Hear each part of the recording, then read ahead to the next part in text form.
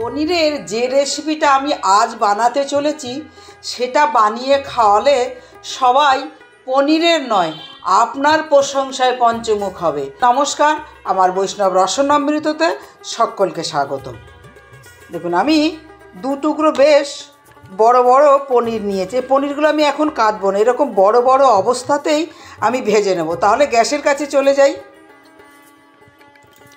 প্রথমে কড়ায় সাদা তেল দেব। আজকের পুরো রান্নাটা আমি সাদা তেল এবং সামান্য ঘি ব্যবহার করে রান্না করব। তেলটা অবশ্যই গরম করে নিতে হবে। তেলটা গরম করে নেওয়ার পর গ্যাসের হিট একদম লোতে করে দিলাম। এবার পনিরের টুকরো দুটো দিয়ে দেব এবং লো হিটেই এটা এপিট ওপিট করে ভেজে নেব। প্রথমে এটা 1-1.5 মিনিট 1 মিনিট থাকুক, তারপর আমি অপর পিঠটা করে দেব।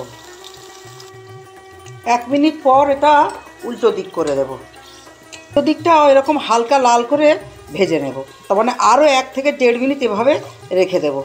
যদি কখনো প্রয়োজন হয় গ্যাসের হিট সামান্য বাড়িয়ে দেব।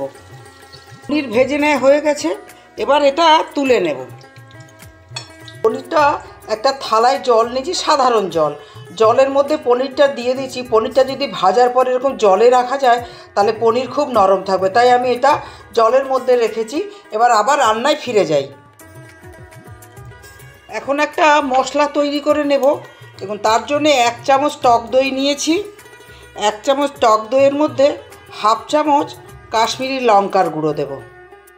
কাশ্মীরি লঙ্কার গুঁড়ো দিয়ে দইটা খুব ভালো করে ফেটিয়ে নেব।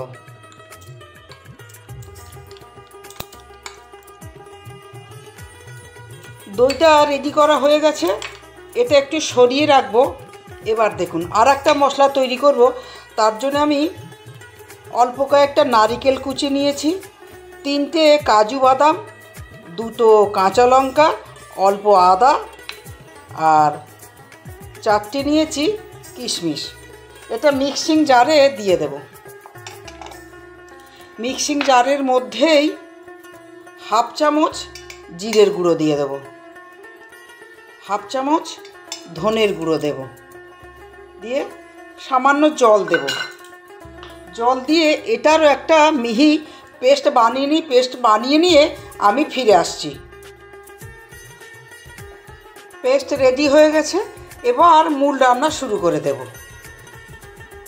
পনির ভেজে নেওয়ার পরে যে তেল আছে সেই তেলের মধ্যেই একটা ফোড়ন দেব।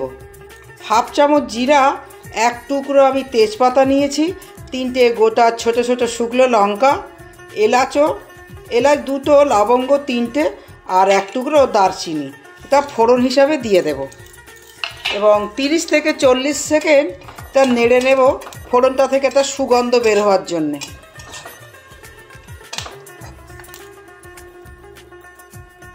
তেলের মধ্যে সিকি চামচ চিনি দিয়ে দেব।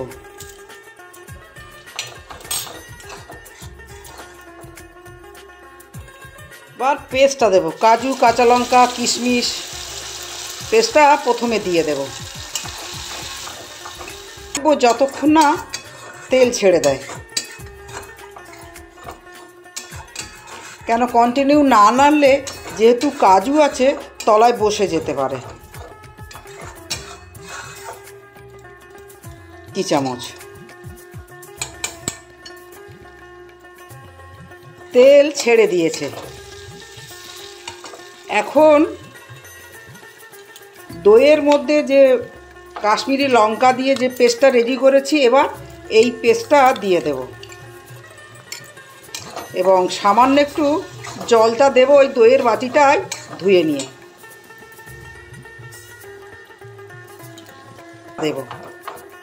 মশলার নির্বাচন, মশলার পরিমাণ এবং মশলাটা রেডি করা, এই 3টে জিনিসেই স্বাদের ওপর খুব বড় প্রভাব বিস্তার করে। অতএব এই 3টে জিনিসের দিকে খুব সতর্ক দৃষ্টি রাখতে হবে, তাহলে স্বাদ হয়ে উঠবে অনন্য। সামান্য একটু বাড়িয়ে দিচ্ছি গ্যাসের হিট, হবে না কালারের জন্যে, তাই আমি সামান্য কাশ্মীরি লঙ্কার গুঁড়ো দিয়েছি। আর হলুদ তাই জন্য আর ব্যবহার করব না। মশলাটা দেখুন কষানো হয়ে গেছে। এবার জল দেব, অবশ্যই এটা গরম জল দেব।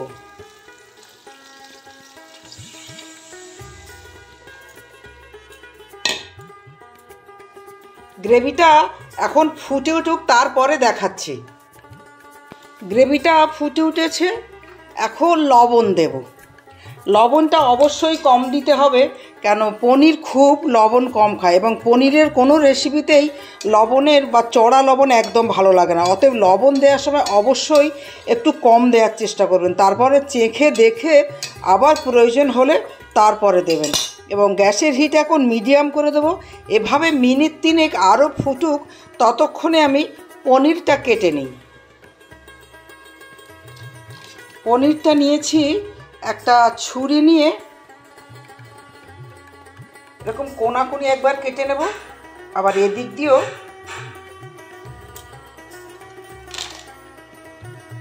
কেটে নেব। এটাও সেমভাবে কাটবো।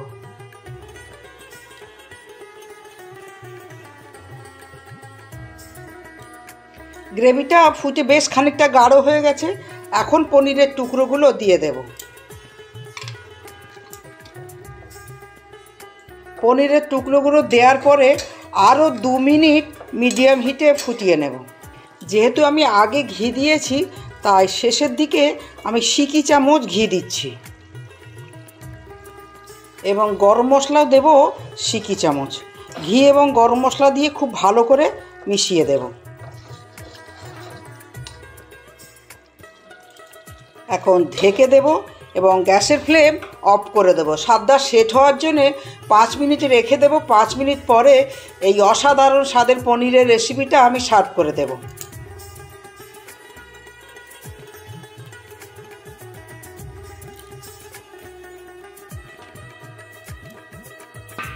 উপর থেকে সামান্য কয়েকটা ধনেপাতা ছড়িয়ে দিচ্ছি। আজের মতো ভিডিও তৈরি শেষ হলো। সবাই ভালো থাকবেন, সুস্থ থাকবেন। আবার নতুন দিনে নতুনভাবে নতুন ভিডিওর সাথে আপনাদের সাথে দেখা হবে। আজের মতো নমস্কার, রাধে।